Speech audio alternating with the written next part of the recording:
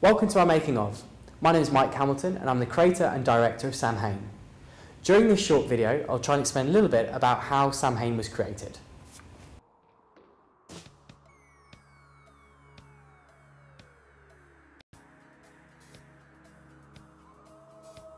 The term Samhain comes from the Celtic Festival of the Dead. It's between the 31st of October and the 1st of November. Tradition has it that Samhain is where the dead can walk through the veil that separates them from the living. This idea fascinated me. It made me wonder, what would the dead do during this period of time? I found it quite difficult to prepare for such a large project. Lots of things had to be taken into consideration, location being one of them. The location had to be best suited to the story, so therefore it had to be dirty and derelict. I found an old manor house at the end of my street that had been abandoned for 5 years, and that was in a pretty bad state of disrepair. I gained permission to film there on the 6th of November, and I took location shots to help with my progression of the storyboards. My location was quite dangerous. There were lots of holes and nails sticking out all over the place.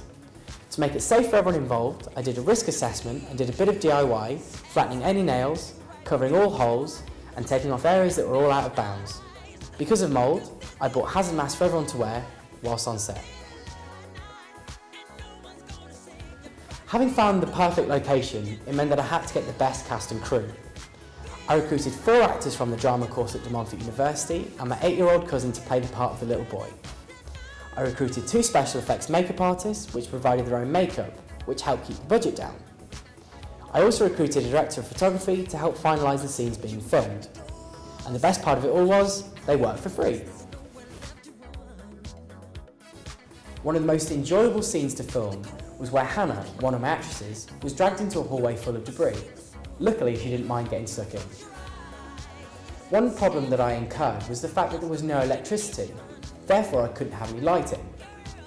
To get around this, I bought handheld LED lights to give a moonlight look to the footage.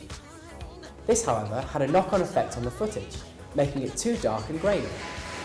To combat this, I colour corrected it by reducing the saturation and increasing the levels. This made the footage immediately better. One of the most interesting effects I created was to distort the child's face to make him look like an evil, angry spirit. What I did to achieve that was first tracking the footage and made a new null object. This then had all the stabilisation information that would allow any effects to be locked onto his face. I then used a liquefy tool to stretch his mouth. I then used the bulge tool to increase the size of his eyes, and I masked off his eyes and mouth, applied a black solid to those areas, and feathered them to make it look darker. I finally masked off his face and overlaid a grungy texture to make his skin look as if it were peeling, and overall, I'm really pleased with the effect. To create my titles, I used a grungy texture as a background. I then colour corrected it by playing around with the curves and applying tints. I used a particle plugin to create the burning embers which rise up and out of shot. To create this, I reversed the gravity of the particles, changed the birth and death size colour, and I applied a mesh grid for the particles to follow. I applied text which was beveled and embossed, which was keyframe to fade in and out. I also added fractal noise to create a light effect, whereby I manipulated the evolution timing to give an eerie look. I finally added a virtual camera which tracked inwards between 2 keyframes. In the trailer, there is a section where the newspaper headlines are burning. To create this, I simply made the newspaper headlines in Photoshop, brought them into After Effects and applied 5 footage as an overlay on top of the images. I applied a colour correction to the newspapers by using curves to darken the text. I did the same with the flames, but increased the brightness instead. I finally applied a virtual camera movement whereby the camera tracked left to right, top to bottom and inwards. I felt that the flames emphasised the newspaper storylines. To make the television set turn on and off, I simply duplicated the footage and placed one underneath the other. I then masked off the glass part of the television and set the mode to subtract.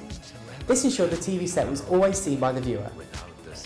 I then used television static that I placed underneath the mask, which I feathered slightly and then keyframed its opacity from 0 to 100 in the space of 3 keyframes.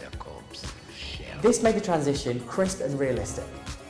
I used Keyframe Assistant to reverse the keyframes to turn the static off. The child's reflection was created by masking off a piece of footage and then adding a slight curve to it by using a mesh grid. This allowed it to look realistic. And I then keyframed it to turn on and off. As part of the backstory, there is a section of footage that looks like it's an original 1950s home movie. I created this by first scaling down the original footage of the kids playing, applied a 35mm film reel effect as an overlay, and used curves to darken the edges. I then reduced the saturation and added noise and grain to make the footage look older. To try and disorientate the viewer, throughout the trailer there are flash frames of distorted images. Hopefully this makes the viewer's imaginations run wild and try and figure out what they've just seen. I created this by selecting 1 frame long pieces of footage that you could vaguely make out what it was, and then I applied the bad TV mechanical effect to the frame and reduced its intensity so that the image could still be made out. Overall, I'm really chuffed with the end product. It took a lot of hours and a lot of effort to create, but it was worth it in the end. I hope you enjoyed Samhain, and thanks for watching.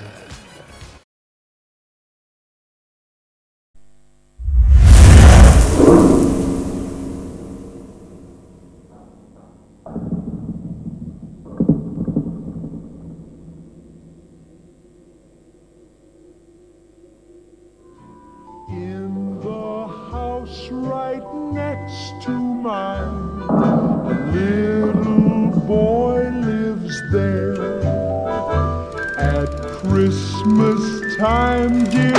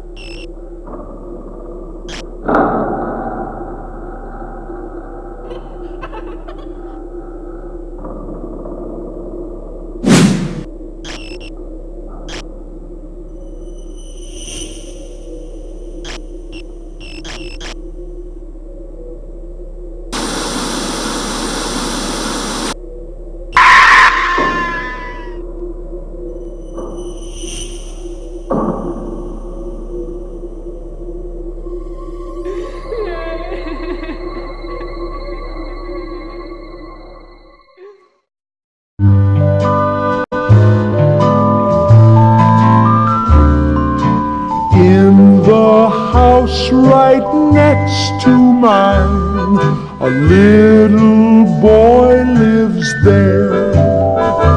At Christmas time, dear Santa Claus brought him a teddy bear. He loves his little teddy bear. He's with it all day long. And the sweetest thing I've ever heard is to hear him sing this song. Me and my teddy